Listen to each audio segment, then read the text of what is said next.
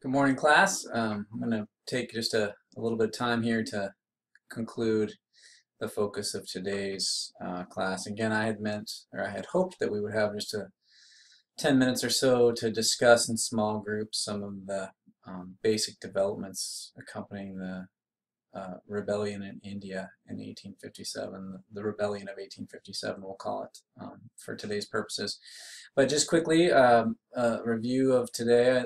These were our objectives. We were talking about developments in India in the century or so before the rebellion of 1857, and then we closed our time today talking about the actual events and sort of what they had to tell us or teach us about the alternative visions that were cropping up throughout the world and the protest movements that accompanied them. And I don't want us to lose track of that larger picture. Your textbook authors are, I think, doing a fantastic job of showing us how the Industrial Revolution created a series of counter, responses, effects. Every major cause has major effects, and this week we're seeing some of those. Today we're focusing on India. And yesterday we were looking at the experience of the Cherokee tribe in the southern United States and how they were met and confronted by the challenges of colonialism and the Industrial Revolution. So just quickly, we talked about the reading assignment that I had assigned you all for today, and I will just say this: I wasn't particularly impressed by the level of conversation that emerged from this, and so I might have to be thinking a little bit more differently at how I handle those in the future. It's really important that you do your part to prepare so that we can have an exchange each day in class. So hope you won't lose track of that, and there probably will be questions from some of these documents on our exam next Friday. Those are the questions. So I spent some time talking about how the century or so before the rebellion of 1857 had sort of set the tone and had put in place some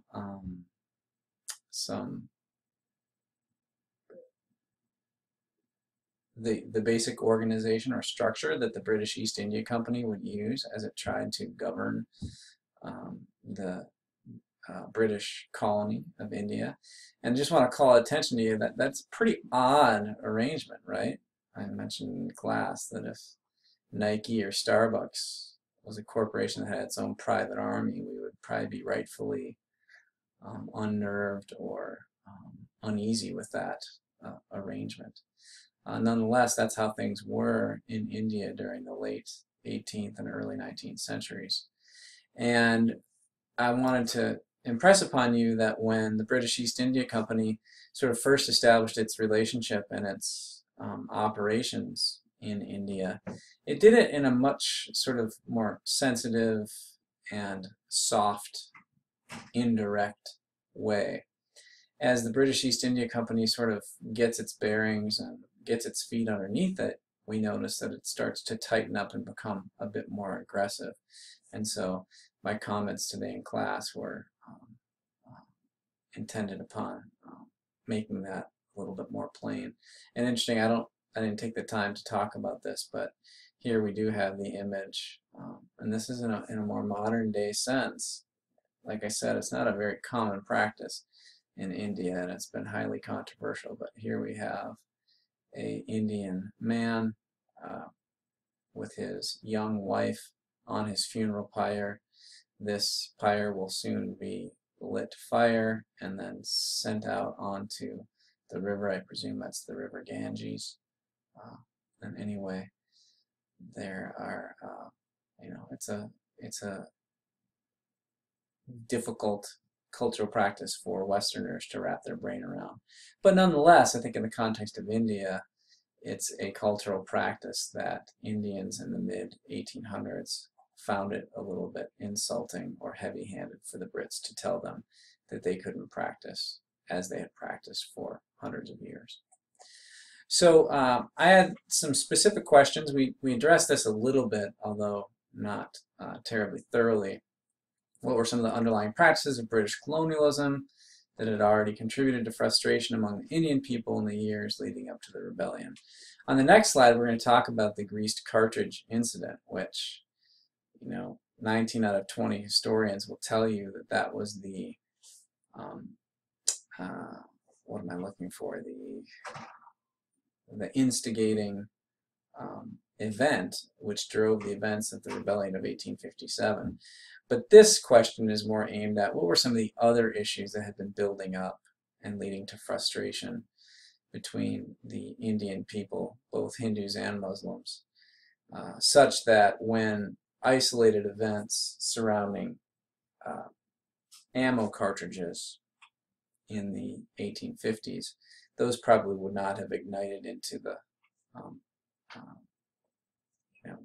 violent storm of protests that they did were it not for these other things. And so some of the other practices were the taxation, which had become more aggressive, both in terms of the taxes that were charged, they were growing, they were becoming larger, and also the ways in which they were being gathered.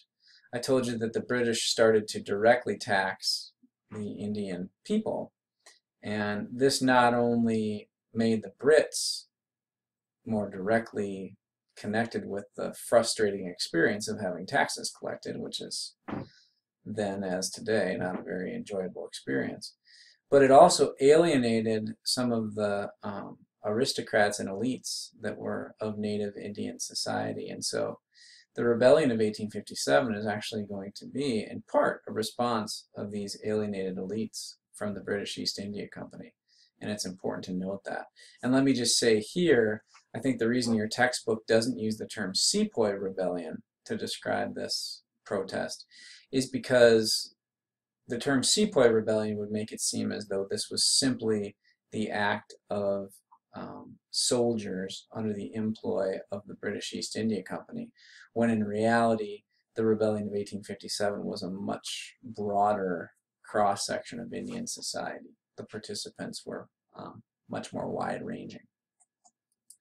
So briefly explain the greased cartridge controversy. Well, with the help of this picture, this is really interesting. The historical record, I have to say, speaks with, I'm just astonished that it doesn't speak more clearly on this, but you can consult texts and sources that will give you all sorts of differing opinions on this issue.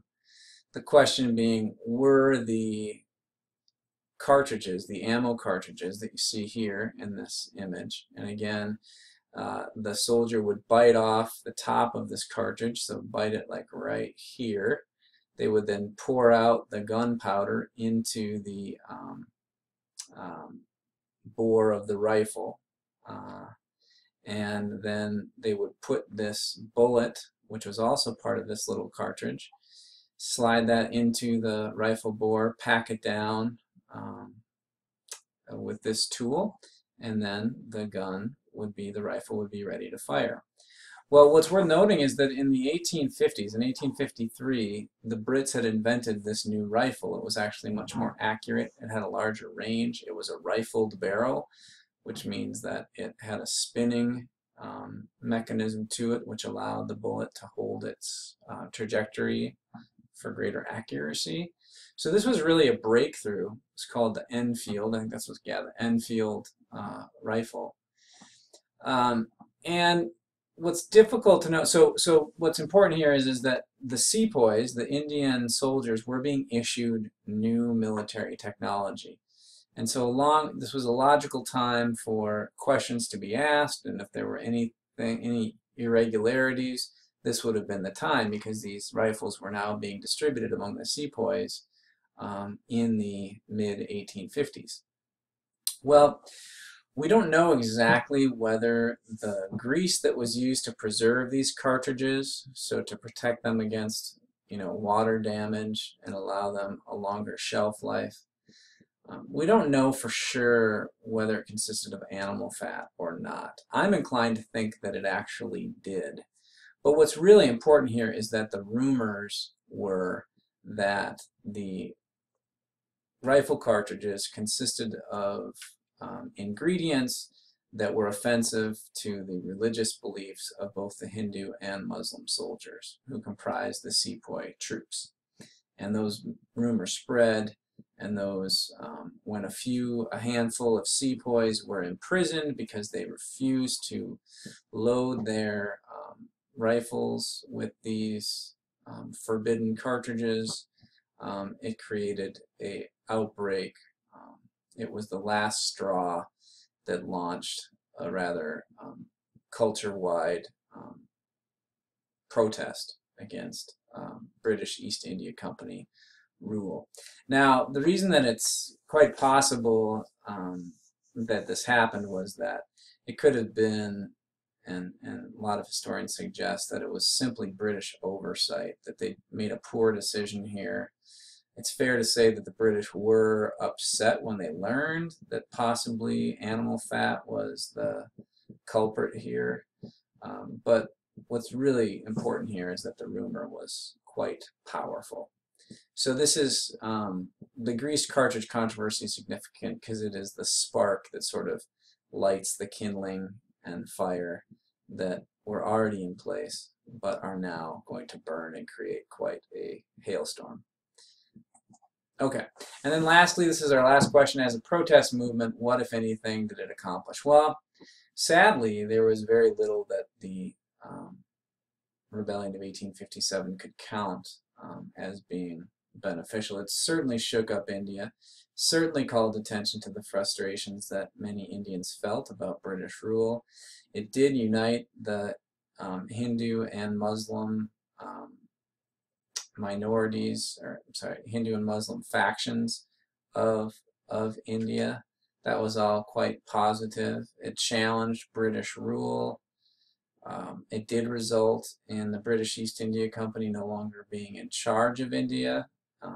The authority now transferred back or over to Great Britain herself, which was probably good because now it would be managed not simply in terms of profit making, but would be managed in terms of the interests of the Empire of Great Britain as a whole. So those are all probably positive things. I think the other positive thing is that it's going to serve as a chapter that shows that the Indian people were not willing to just keep taking and taking the colonial insult and insensitivity that oftentimes came with British rule in India. And but it's also worth noting that the Brits were able to put down the rebellion by 1858, and the British Empire and the British colony of India will continue for a good almost 100 years thereafter. Okay, so with that, I'll stop. Have a great weekend.